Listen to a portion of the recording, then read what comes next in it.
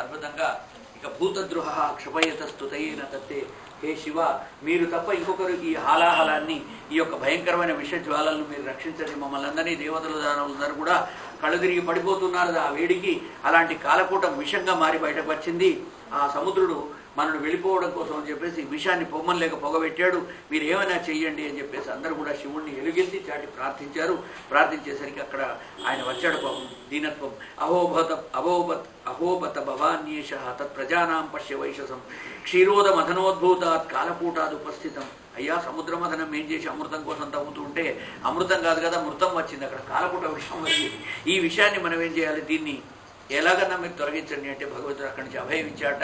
శివుడు మహాదేవుడు ఆయన అంటూ ఉన్నాడు, అయ్యా నా శక్తి సామర్థ్యాలు ఉన్నటువంటి వాళ్ళు దీన్ని తొలగిస్తారు, తప్పకుండా నన్ను మీరు పిలిచారు కాబట్టి దీనానాం పరిపాలక, దీనులను రక్షించడమే నా యొక్క వ్రతం కనుక నేను తప్పకుండా దీని నుంచి మిమ్మల్ని అందరినీ రక్షిస్తానని చెప్పేసి దీనులను రక్షించిన వాడి యొక్క జన్మనే ధన్యం అని ఆ విశ్వభావనుడు భవానీపతి అక్కడికి వచ్చాడు. ప్రాణైస్వై ప్రాణినబ్బాంతి సాధభక్షణ భంగురై బద్ధవైరేషు భూతేషు మోహితేష్వాత్మమాయయా.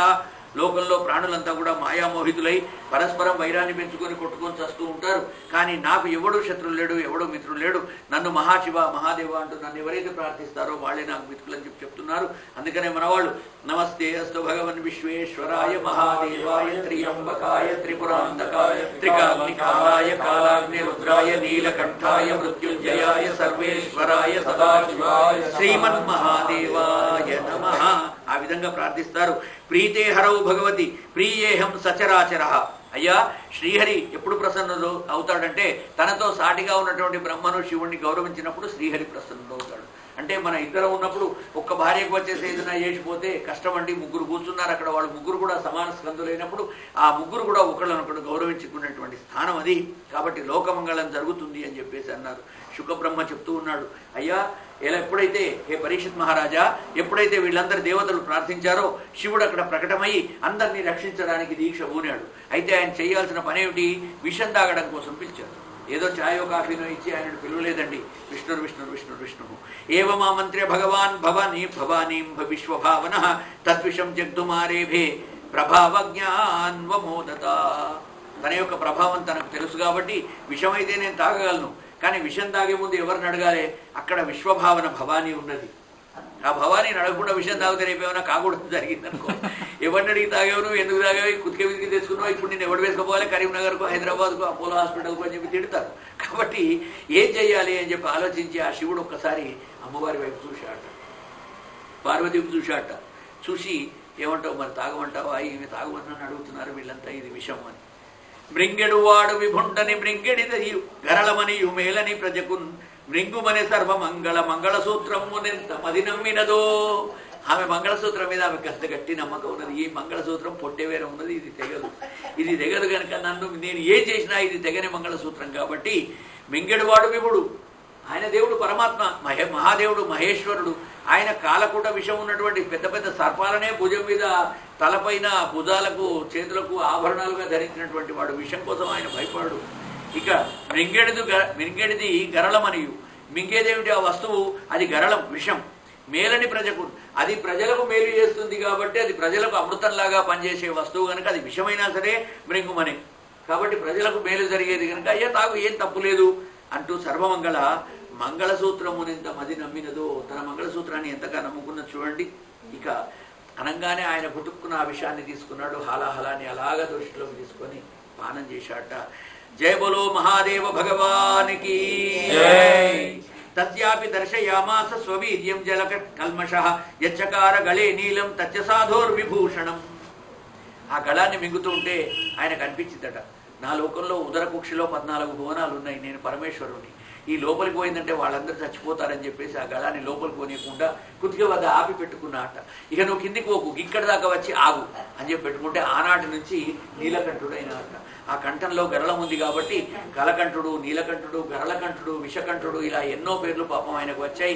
అన్ని అవమానాలు భరిస్తూ కూడా తన పొట్టలో ఉన్నటువంటి జీవజాలాన్ని, జంతుజాలాన్ని, పక్షిజాలాన్ని, వృక్షజాలాన్ని రక్షించడం కోసం జరాయుజ అండజ ఉద్భిజ స్వేదజాలు 4 రకాల ప్రాణులన్నిటి కూడా బ్రతికి ఉండాలి కనుక వాళ్ళందరిపైన కరుణతో ఆ తల్లి వైపు చూసి విషాన్ని తాగమన్నది తాగాడు. కానీ దాని కిందికి పోకుండా అక్కడనే ఎందుకు ఆపాడు అంటే ఇగో ఈ కారణంతో గళంలోనే ఆపెట్టుకున్నాడు. కావాలనుకుంటే ఆయన దాన్ని మింగగలడు, దాన్ని హరించుకోగలడు, అది మళ్ళీ తర్వాత జీర్ణం అయిపోతుంది కూడా. కానీ అలా చేయకుండా ఆయన ప్రజారక్షణ కోసం ఆ పని చేశాడు. హర హర మహాదేవ.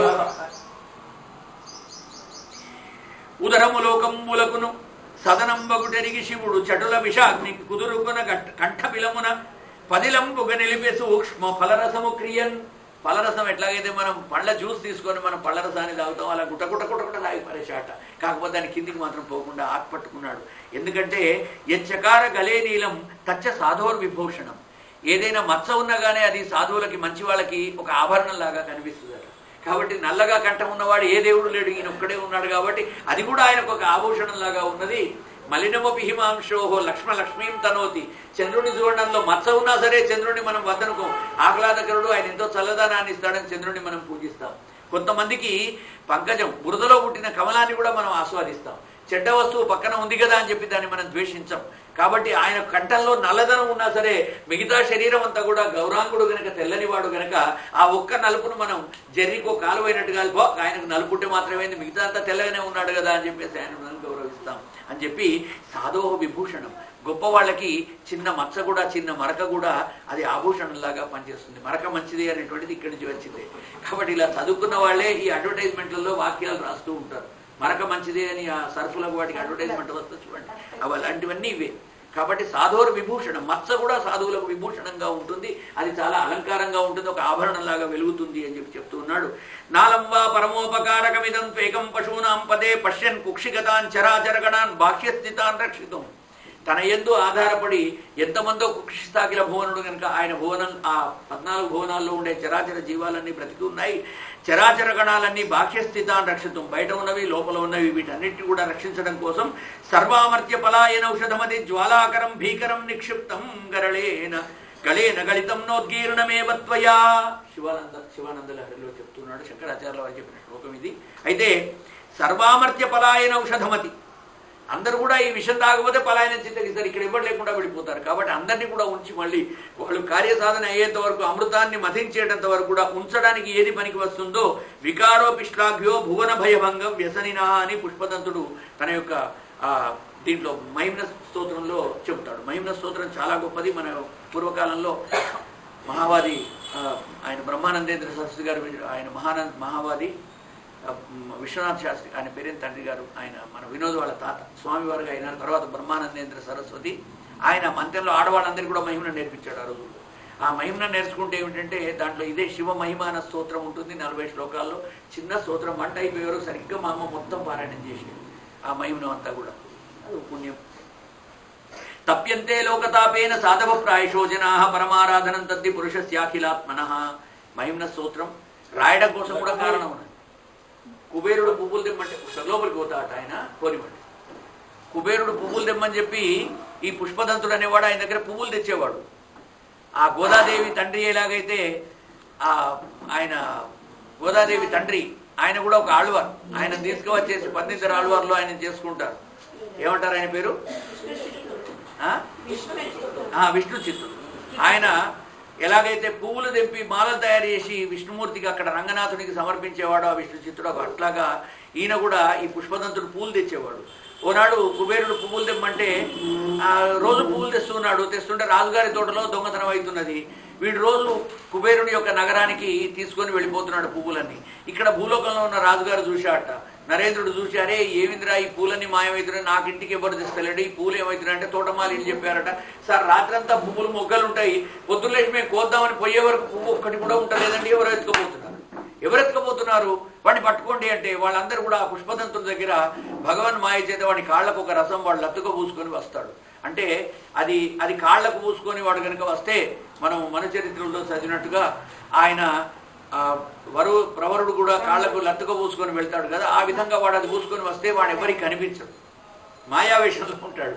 ఈ పుష్పదంతుడు కుబేరుడికి పూలు దేవాలనేటువంటి ఆనందంలో అందరి దగ్గర ఉన్న పూలన్నీ ఎత్తుకపోతుంటారు. మనం కూడా చూస్తుంటాం, ఇంటి ముందర ఉన్న పూలన్నీ మనం లేసేవరకే మన ఇంటి ముందర పూలు ఎవరు ఎత్తుకపోతుంటారు. నేను అలాంటి పని చేస్తా. కాబట్టి వాడ కట్టుకున్న వాళ్ళంతా పువ్వులు వేయడంలో తత్పరలో ఉంటారు పొద్దున్నే. ఈ పుష్పదంతుడు వచ్చి ఎత్తుకపోతుంటే వాడు రాజు నరేంద్రుడు ఆజ్ఞాపించాట, ఇవాళ వచ్చేవాడిని వాడిని మీరు తప్పక పట్టుకోవాలని. సరే ఎవడన్నా కనిపిస్తే పట్టుకుంటాను. చెట్ల మీద పువ్వులు మాయమవుతున్నాయి, ఎవరో కోస్తున్నట్టు అవుతున్నాయి, కానీ ఎవడు రాని దగ్గరికి పోతే ఎవడు అక్కడ కనిపించాడు మాకు అని చెప్పేసరికి అది పుష్పదంతుని యొక్క మహిమ. శివుడికి పూలు ఆయన అర్చన చేస్తాడు కాబట్టి వీడు చేసేటువంటి సహాయం. మనం భగవంతుని అర్చించకుండా అర్చించే వాళ్ళకు సహకరిస్తే కూడా అంతటి పుణ్యం మనకు వస్తుంది అని చెప్తాడు. వాడు వెళ్ళి ఇలా తీసుకుపోతుంటే ఇక రాజుగారు ఏం చేస్తాడు, ఈ వీడిని పట్టుకోవడం మన వాళ్ళ నుంచి అయితలేదు అని చెప్పేసి శివుడిని ఆరాధిస్తాడు. అక్కడ ఉన్నటువంటి ఆ మహానుభావులైన ఋషులందరినీ అడుగుతాడు. ఎవడో దొంగవాడు వచ్చి మా పువ్వులు ఎత్తుకుపోతున్నాడు, ఏం చెయ్యాలి అని అనగానే వాడు నడిచే తోవలో శివ నిర్మాల్యం వేయండి అని చెప్తాడు. శివుడి దగ్గర తీసినటువంటి నిర్మాల్యం మన తొక్కుళ్ళలో, అందుకనే మన వాళ్ళు వేయకూడదు అంటారు. శివ నిర్మాల్యం తొక్కకూడదని చెప్పడానికి కథ చెప్తారు మన మంత్రులలో. శివ నిర్మాల్యం అంటే చాలా గొప్పది. అభిషేకం చేస్తున్నప్పుడు కూడా మనం ఈశాన్య భాగంలో శివ నిర్మాల్యం విసృజ్య దాన్ని తీసేసి ఈశాన్య భాగంలో వేసి మళ్ళీ కొత్త పూలు వేసి చేస్తాం. ఆ నిర్మాల్యాన్ని, ఆ తీసినటువంటి రసాన్ని తీసుకుపోయి చెట్లకే పోయమని చెప్తారు మనాడు. వాడేం చేశాడు, ఆ బ్రాహ్మణులు చెప్పిన మాట వినేసి ఓ గంపెడు నిర్మాల్యం తెచ్చి ఆ తోటంతా చల్లిపారేశాడట. వీడు పుష్పదంతుడు తెలియక ఆకాశ మార్గంలో గంధర్వుడు కదా, వాడు వచ్చేశాడు కుబేరుని పట్టణ అలకాపురం నుంచి వచ్చేసి కిందికి దిగాడు. పువ్వులు కొద్దామని వచ్చేసరికి ఆయన కాళ్ళకున్న రసం ఆయన కరిగిపోయింది. కరిగిపోగానే దొరికాడు, వాడు దొరికిపోతాడు. దొరికిపోగానే ఇక వాడు బందీలు చేసి వాడిని దొరకబట్టి కట్టేసి, నువ్వు రోజు ఎత్తుకుపోతున్నావు, పువ్వులు ఒక్కటి లేకుండా కోసుకుపోతున్నావు, మా ఇంట్లో మా రాజుగారు తెమ్మంటే మమ్మల్ని తిడుతున్నాడు ఆయన, నిన్ను రాజుగారికి అప్పచెప్తావు అని చెప్పి కట్టే వరకు ఆ కట్టివేయబడ్డ పుష్పదంతుడు 40 శ్లోకాల్లో శివుని మహిమను వర్ణించుకుంటూ, నీకోసం నేను పువ్వులు తెస్తే నన్ను బంధించేసి చేస్తావా మహానుభావ, నన్ను విడిపించు అని చెప్పి ప్రార్థిస్తాడు. ఆ విధంగా వాడు మళ్ళీ తర్వాత వాళ్ళకి కనిపించకుండా మళ్ళీ కుబేరుని జనస్థానానికి వెళ్ళిపోతాడు. అది ఒక మహా గొప్పది. నృణామేకో గమ్య స్తోమసి శరణం పయసాం అర్ణవ ఇవ అని చెప్పి శివుడిని అంటాడు. నృణామేకో గమ్య, మానవులందరూ కూడా నీలో వచ్చి ఐక్యం అవ్వాల్సిందే, నువ్వే లయకారుడివయ్యా శివుడా. నృణామేకో గమ్య స్తోమసి శరణం పయసాం అర్ణవ ఇవ. ఎలాగైతే సముద్రం అన్ని నదులను తనలో ఇముడ్చుకుంటుందో, లయకారకుడమైన శివ నువ్వే కదా అందరినీ ఇముడ్చుకునేది, నన్ను వీళ్ళు బందీ చేసి పట్టుకున్నారు, నన్ను ఎలాగైనా విడిపించు అని చెప్పి అద్భుతమైనటువంటి 40 శ్లోకాలలో మహిమ్న స్తోత్రాన్ని ఆ పుష్పదంతుడు పాడుతాడు. అది కథ మనకు ఆగిపోతుంది. ఈ విధంగా సముద్రమథనం చేస్తుంటే మొట్టమొదట కామధేనువు వచ్చింది.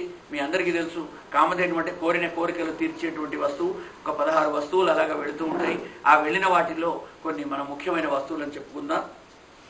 మొట్టమొదట కామధేను వచ్చింది. రాగానే దేవతల యొక్క రాజైనటువంటి ఇంద్రుడు ఆ కామధేను నాకు ఉండాలని చెప్పి తీసుకున్నాడు. తర్వాత అది వశిష్ఠుని దిగిపోయింది. అలాగా దానికి ఒక చరిత్ర.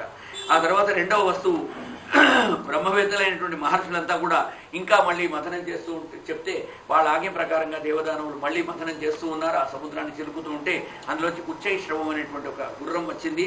అది శ్వేతాశ్వం అంటారు, తెల్లని గుర్రం. అది భూచంద్ర పాండుర, చంద్రుడు అంత తెల్లగా ఉంటుందట అది. అలాంటి పాండురవర్ణమైనటువంటిది ఒక ఇది వెళ్ళింది. తర్వాత మూడవది ఐరావతం. ఈ ఉచ్చైశ్రవాన్ని కూడా ఇంద్రుడే, దేవతల రాజైన ఇంద్రుడే గుంజుకున్నాడు. ఆ తర్వాత ఐరావతం వచ్చింది. అంటే 4 దంతాలు ఉన్నటువంటి చతుర్దాంత గజం అంటారు దాన్ని. తెల్లని చర్మంతో ఉంటుంది. తెల్లటి గజాన్ని, ఏనుగును, అది కూడా ఇంద్రుడు తీసేసుకుంటాడు. దంతైశ్చ చతుర్భిః. ఆ తర్వాత శ్రీహరి కౌస్తుభం వచ్చింది. కౌస్తుభం అంటే అదొక మణి, దాన్ని చింతామణి అని కూడా అంటారు. చింతితం అర్థం ప్రసూతే ఇది చింతామణి. దాన్ని ఎవరి దగ్గర పెట్టుకొని ఏ కోరిక కోరితే ఆ కోరిక వాళ్ళకు నెరవేరుస్తుంది. చింతామణి అని దాన్ని అంటారు. అలాంటి చింతామణిని తీసుకొని అది శ్రీహరికి వెళ్ళిపోయింది. ఇక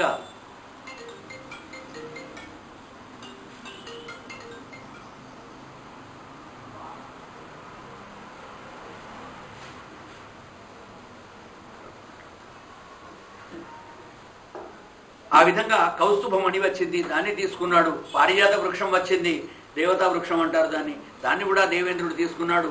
ఈ కౌస్తుభమణిని శ్రీహరి తీసుకొని తన యొక్క హృదయంలో కంఠంలో ధరించాడు. అందుకనే మంచి మాట సుభాషితం అనేటువంటిది విష్ణుమూర్తి కౌస్తుభమణిని తీసి కంఠంలో ధరించినట్టుగా మంచివాడు ధరిస్తారట. అదే సుభాషితాన్ని చెడ్డవాడు వింటే ఆ రాహు గళం నుంచి అమృతం కిందికి దిగినట్టుగా అక్కడికి ఆగిపోతుంది అని చెప్పి చమత్కారంగా చెబుతారు. కాబట్టి సుభాషితాన్ని మనం అలవర్చుకోవాలి, వినాలి. ఆ తర్వాత వచ్చిన వాళ్ళు అప్సరస స్త్రీలు, వాళ్ళందరూ కూడా దేవలోకానికి వెళ్ళిపోయినారు. మహాలక్ష్మీదేవి వచ్చింది. ఆ మహాలక్ష్మీదేవిని కూడా శ్రీహరి తీసుకున్నాడు. ఈ విధంగా ఒక్కొక్కళ్ళని అందరూ కూడా అందులో వెళుతున్నటువంటి ప్రతి వస్తువును కూడా ఆయన స్వీకరిస్తూ ఉన్నాడు. ఆ తర్వాత అమృత కలశాస్త్రుడైనటువంటి ధన్వంతరి ధన్వంతరి వస్తాడు. ఆయన చేతిలోంచి అమృత కలశాన్ని తీసుకొని దేవదానవులందరూ కూడా తీసుకున్నారు. అమృతోద్భవం జరిగింది. జయ బోలో ధన్వంతరి భగవానికి జై. 8వదిగా వారుణీదేవి కన్యారూపంలో వస్తుంది. దాన్ని అసురులందరూ కూడా తీసుకుంటారు. వారుణి అంటే అది మత్తు పదార్థం, దాన్ని వాళ్ళకి ఇచ్చి వేశాడు. 9వదిగా ధన్వంతరి ఆయన అమృత కలశహస్తుడై ఆయన లోపలికి వచ్చాడు. ఈ విధంగా అనేక వస్తువులు అందులోంచి బయలువెడలినాయి. ఈ 9 వస్తువులలో చివరగా అమృతాన్ని ఇవ్వవలసి వచ్చింది సముద్రుడికి. ఎంతో కష్టపడితే చివరికి సముద్రుడికి తప్పక విధి లేక అమృత భాండంతో సహా ఆయనను పంపిస్తాడు. ధన్వంతరి బయటకు వచ్చేసి విఖ్యాతుడు. దైత్యుల దృష్టి అంతా కూడా అమృత కలశం పైన పడ్డది. అమ్మ వచ్చిందిరా, ఇక దీన్ని మనం విడిచిపెట్టకూడదని చెప్పేసి ఎట్లా ఎత్తుకుపోదామా అని చెప్పేసి ఇక ఫలం వచ్చిన తర్వాత ఎవరు ఆగుతారండి? మన ఇంట్లో మడుగులో బజ్జీలో పోకలో చేస్తుంటేనే మొదటి వాయి దియ్యంగానే అప్పుడు పొరాలు లపక్కని గుంజుకొని తింటూనే ఉంటారు. కాబట్టి ఇక అమృతం లాంటిది ఇంత కష్టపడి తీసినటువంటి అమృతానికి ఆగుతారా వాళ్ళు? రాక్షసులందరూ ఉరికి మీదికి వచ్చారట. వాళ్ళంతా కూడా మీద పడి దాన్ని తీసుకుపోవడం. యోషిద్రూపమనిర్దేశ్యం దధార పరమాద్భుతం. శ్యామవర్ణమైనటువంటి ఆ మోహిని అవతారాన్ని భగవంతుడు ధరించాడు. దాన్ని తీసుకొని పారిపోతూ ఉంటే రాక్షసుల చేతుల్లోంచి గుంజుకొని మళ్ళీ దాన్ని తీసుకురావాలి. ఎవరి దేవాలి? వాళ్ళు చాలా బలవంతులు. అందుకని విష్ణుమూర్తిని మళ్ళీ ప్రార్థించారు. అయ్యా నువ్వే, ఇక నీవు తప్ప ఇంకనోళ్ళు లేరు అని. ధన్వంతరితి ఖ్యాత ఆయుర్వేద దృగ ఇజ్య భాగ్. ఇజ్యం అంటే యజ్ఞంలో భాగాన్ని తీసుకున్నటువంటి దేవతా వైద్యుడైన ధన్వంతరి ఇచ్చినటువంటి కలశాన్ని ఆయన చేతుల్లోంచి లాక్కొని రాక్షసులంతా కూడా ఉరకడం మొదలుపెట్టాడు. పరిగెత్తుతూ ఉంటారు. పరిగెత్తుంటే భగవంతుడు చూశాట. చూసి ఓహో వీళ్ళ చేతిలో అమృతం పడ్డదంటే వీళ్ళు ఒకళ్ళో ఇద్దరు మొత్తం దాగి పడేస్తారు. ఎందుకంటే మన దగ్గర 10-15 దొప్పల పాయసం మనం తాగేటువంటి వాళ్ళం. కాబట్టి అమృతం విట్టలుగా ఒకసారి కాళేశ్వరంలో తదినం పెడితే మస్తు మంచి మాకు బాగా అనిపించింది. అంటే భోక్తలు కొంతమంది ఉంటారు అలాగా. ఈ రాక్షసుల యొక్క ఉదరం చాలా పెద్దది కనుక కుండెడు అమృతాన్ని ఒక్కడే తాగరు. వాళ్ళ చేతిలో పడ్డది వాళ్ళు పట్టుకొని ఉరుకుతున్నారు. ఉరుకుతుంటే బాగా దూరం వెళ్ళిపోతున్నారు. దేవతలందరూ కూడా హాహాకారాలు చేస్తున్నారు. ఇద్దరికి సమానంగా పంచుదామనుకున్న అమృతం ఇలా పోతుంటే విష్ణుమూర్తి చూశాడు. ఇది వేరే వాళ్ళ యొక్క వశంలో లేదు, ఇక నేనే దీన్ని రక్షించాలని చెప్పేసి అప్పుడు మోహిని అవతారాన్ని ధరించాడట. మోహిని అవతారం అంటే మనస్సును మోహపరిచేటువంటిది, అందరినీ తన వైపు లాక్కునేటువంటిది. ఆ మన్మోహకమైనటువంటి రూపాన్ని ధరించాడు. తేన్యన్యతో అసురా పాత్రం హరంతి అసత్య సౌహృదాహ. కాబట్టి వాడి మిత్రులు వాడు అందరూ కూడా పట్టుకున్నాడు. వాడి వెంట ఇంకనో 10 మంది ఉరుకుతున్నారు. వాడి చుట్టూ రక్షణగా ఉన్నారు. ఎవ్వరు కూడా ఇంకనోడికి దొరకనిస్తలేరు. దేవతలందరూ కూడా చూస్తూ ఉన్నారు. జై బలో మోహిని భగవానికి జై. ఇది మోహిని అవతారంగా చెప్తారు. ఇది కూడా క్షిప్రావతారమే. నరసింహ స్వామి లాగా కొద్దిసేపు ఉండే అవతారం. అహో రూపం, అహో ధామ, అహో అస్యాహ నవం వయ. రాక్షసులందరూ కూడా నాలుగులు వెళ్ళబెట్టి నోరుతో అలాగా చూస్తూ ఉన్నారు ఆ తల్లిని. ఎంత అందంగా ఉన్నది, ఎంత లావణ్యవతి. అహో రూపం, అహో ధామ. ఆమె యొక్క నడక చూడండి ఎంత బాగుందో. అహో అస్యాహ నవం వయ. ఎంత చక్కని పర్వమైనటువంటి వయస్సులో ఉన్నది ఈ తల్లి. ఎవరో ఈ సౌందర్యాన్ని మనం లెక్కించడానికి లేదు. చీచిచి అమృతం కంటే కూడా ఆమె చాలా అందంగా ఉన్నదని చెప్పేసి వాళ్ళ మనసునంతా కూడా ఇటు తిప్పేశాడు భగవంతుడు. ఒక్కసారి మోహిని రూపంలో అటు పోతున్న వాళ్ళంతా కూడా ఆ కుండ పట్టుకొని ఇడిదిక్కు పరిగెత్తుకుంటూ మళ్ళీ వస్తూ ఉన్నారు. ఈ స్త్రీని చూసేసరికి ఇతితే తామభిద్రుత్య పప్రచుర్జాతహృచ్చయా. అప్పుడు వాళ్ళంతా కూడా మనసులో అనుకుంటున్నారట, ఈమె లావణ్యం చాలా అద్భుతంగా ఉన్నదిరా, ఇసంటి స్త్రీ మనకు దొరికితే బాగుండు అనేటువంటి ఒక మోహంలో పడిపోయినారు వాళ్ళందరినీ. అలాంటి మోహంలోకి తీసుకువచ్చాడు. కాత్వం కంజపలాశాక్షి కుతో వాకిం చికీర్షసి. నువ్వెవరమ్మా ఇలా వచ్చావు కమలనైనా? నీ కళ్ళు చూస్తే చాలా అందంగా ఉన్నాయి. నువ్వెవరయ్యా సుందరి అని చెప్పి, ఎవరి దానవ్ అని చెప్పేసి అందరూ అడగడం. అక్కడికి వచ్చేసరికి ఆమె న్యాయానుసారంగా మాట్లాడుతూ ఇక భగవానుడు అంటూ ఉన్నాడు ఆ రూపంలో, కథం కశ్యపదాయాదాహ పుంశల్యాం మయి సంగతాః విశ్వాసం పండితో జాతు కామినీషు నయాతి. ఈ విధంగా కామిని అయినటువంటి ఒక పుంశలి, ఒక వేశ్య వైపు అందరూ తిరగడం అనేటువంటిది చాలా అద్భుతమైనటువంటి క్రియ. మామూలుగా మానవ మాతృలందరికీ కూడా ఈ ఇంద్రియాలు ఎప్పుడైతే విషయాల వైపు ప్రసరిస్తాయో వాళ్ళలో కామోద్రేకాలు కలుగుతాయి. వాళ్ళని ఆపడం ఎవరి తరం కూడా కాదు. అలాంటిది దేవతలందరూ ఉన్నటువంటి సభలో వీళ్ళందరూ కూడా అలా పరిగెత్తుతుంటే ఆ మోహిని కపటపు వచనాలకు వాళ్ళందరూ కూడా పీడితులైపోయినారు. ఆమె మాటలకు లోబడిపోయినారు. అయ్యా నేను కులటను, న్యాయం చేస్తాను, నాకు ఒక మంచి పురుషుడు కావాలని చెప్పి నేను పరిగెత్తుతున్నా. నాకు మీరందరూ కూడా మంచిగా నచ్చారు, చాలా బాగున్నారంటే పిచ్చిగా వీళ్ళందరూ కూడా వాళ్ళ ముఖాలు చూస్తే దయ్యాల్లాగా రాక్షసుల్లాగా ఉన్నారు. నల్లటి పురులు వాళ్ళు, రాక్షసులు, పెద్ద పెద్ద పళ్ళు, నెత్తి మీద కొమ్ములు. అలాంటి రాక్షసులందరితో అనేసరికి ఇక తోడేళ్ల మధ్యలో ఉన్న లేడివేరం కనిపిస్తూ ఉన్నది. ఆమె మాట్లాడుకుంటూ మెల్లగా వాళ్ళ చేతుల్లో నడుస్తూ వాళ్ళ చేతుల్లో ఆ మదవిహ్వల ఆ అమృత భాండాన్ని తీసుకున్నది. అలా తీసుకొని చేతిలోకి తీసుకొని అసురులందరూ చూస్తుంటే జన్మతः వాళ్ళు క్రూరులు కాబట్టి వీళ్ళ గనక దొరికితే మళ్ళీ దేవతలకు చాలా కష్టం ముందు రాబోతుంది అని చెప్పి గ్రహించినటువంటి విష్ణుమూర్తి ఆ అమ్మవారి రూపంలో అమృత కలశాన్ని తన చేతిలోకి తీసుకొని అలా కటాక్షాలతో వాళ్ళందరినీ కూడా మోహితులను చేస్తుంటే అందరూ మెల్లమెల్లగా అలాగా నిద్రలోకి జారిపోయినారు. వాళ్ళందరికీ కూడా చెప్తూ ఉంటారు కొంతమంది, వాళ్ళకి అమృత కలశాన్ని ఈమె చేతిలోకి తీసుకొని వాళ్ళందరికీ కూడా సురాపానం చేయించిందని. దైత్యాన్ గృహీత కలశో వంచయన్నుపసంచరై, వాళ్ళందరినీ వంచిస్తూ మోసం చేస్తూ ఆ తల్లి తన చేతిలోకి విష్ణుమూర్తి మోహిని రూపంలో వాళ్ళ చేతుల్లోంచి దాన్ని తీసుకొని ఇక మనమందరం కనుక ఒకవేళ ఇక అసురులంతా కూడా తాము చేసిన ప్రతిజ్ఞ కట్టుబడి ఉన్నారు. అమృత కలశం ఇద్దరికి రావాలి కనుక ఆమె ఏమంటుంది వాళ్ళ దగ్గరికి వచ్చి, ఈ అమృతాన్ని మీరు ఒక్కళ్ళే తాగితే దేవతలు ఏడుస్తారు, దేవతలు ఒక్కళ్ళు తాగారంటే మీకు అందరికి కష్టం అవుతుంది, కాబట్టి నేను మధ్యలో ఉన్నాను కదా, నా చేతికి ఆ కుండనిస్తే నేను పట్టుకొని మీ ఇద్దరికి చెరి సమానంగా నేను పంచుతాను, మీకు ఇష్టమైతే అని చెప్పి చెప్పగానే ఒక ప్రియంగా తీయగా ఒక మంచి అందగత్తి వచ్చేసి వాళ్ళని మాట్లాడుతుంటే వాళ్ళు ఇప్పటికే మొగ్గలు వాళ్తూ ఉన్నారు. వాళ్ళకి ఎంతో ఇష్టమవుతున్నది ఆ తల్లిని చూస్తూ ఉన్నారు. కాబట్టి వాళ్ళు ఆ మాటకు ఎదురు చెప్తారా? వాళ్ళంతా అమ్మ నువ్వు చెప్పినట్టే మీ అభిప్రాయం మా అభిప్రాయం, మీరు ఇలా చెప్తే అలా చేయండి అని చెప్పి ఆ కుండాన్ని చేతికి ఇచ్చారు. ఆ తల్లి కుండని చేతిలోకి తీసుకొని వయ్యారంగా నడుచుకుంటూ ముందరికి పోతోంది. అందరూ కూడా తమ తమ ప్రతిజ్ఞ కట్టుబడి ఉండాలి అని చెప్పారు. తస్యాం కృతాది ప్రణయా ప్రణయాపాయ కాతరా బహుమానే నచాబద్ధా నోచ కించన విప్రియం. కాబట్టి మోహిని వాళ్ళందరినీ మొదట బాగా గౌరవించింది.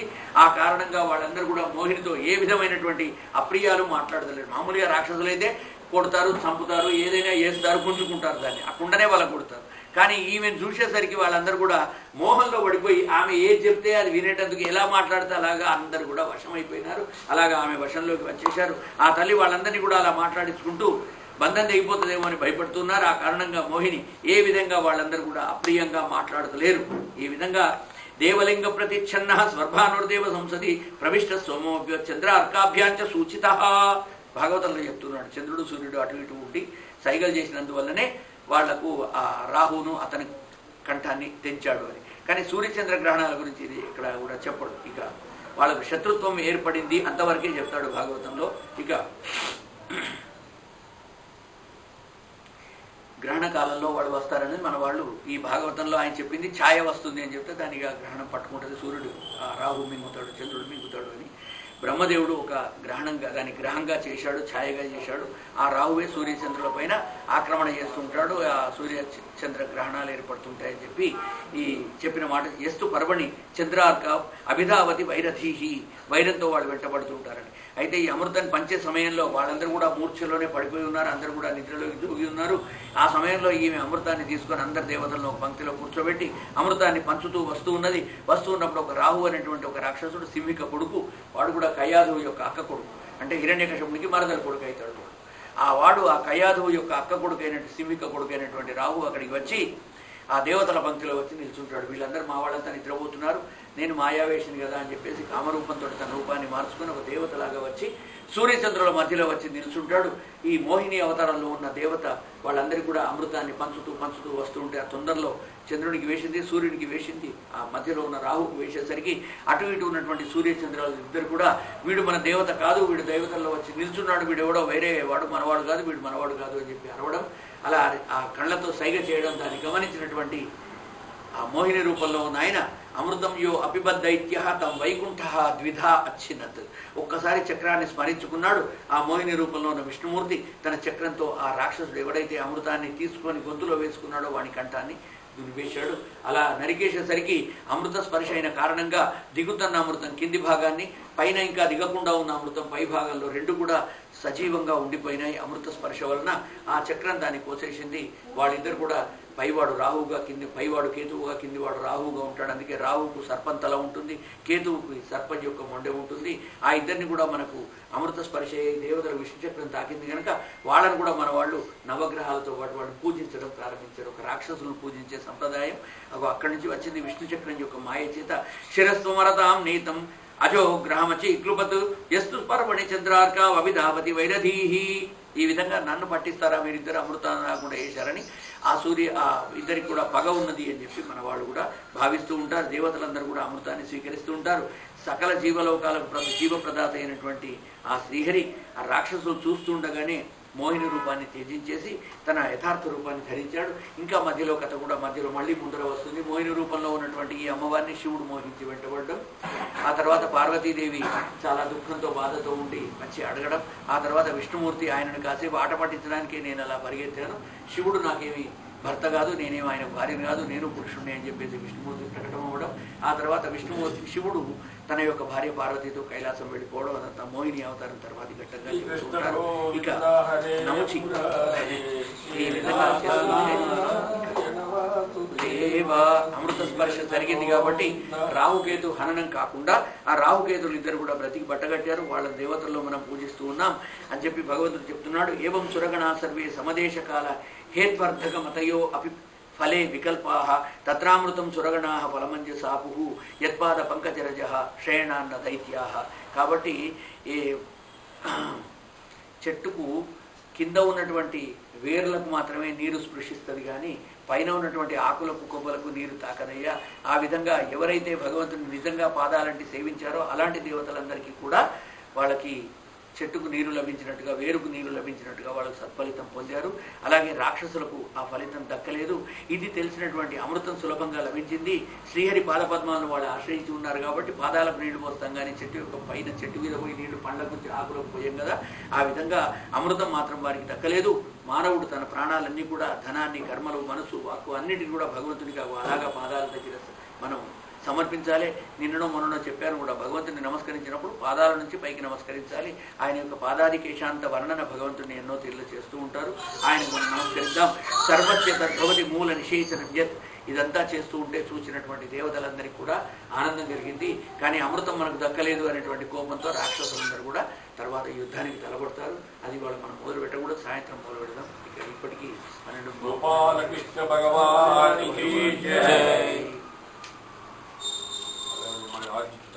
స్వస్తి ప్రజాభ్య ఇస్తే ఇవ్వండి, 2 పిల్లలే కదా. స్వస్తి.